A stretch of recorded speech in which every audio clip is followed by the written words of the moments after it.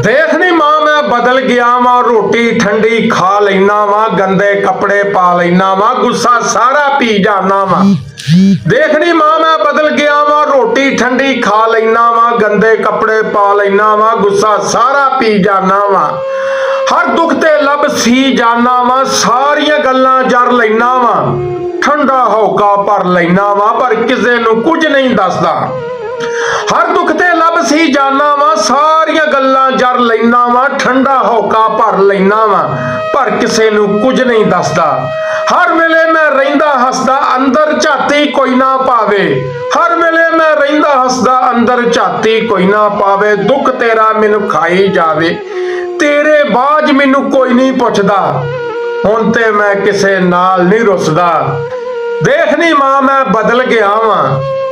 यार सारियां मां दियां शानां सी किन्हां नूं सुणाई जाने आ, किहड़ियां बुतां नूं सुणाई जाने आ। इत्थे ते यार 80 साल दी मां दे उत्ते भी दहशतगर्दी दा पर्चा दिता जा रहा।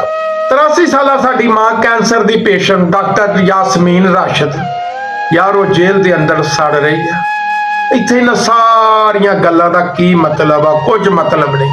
इत्थे इंसान नहीं शायद बुत वसदे आ।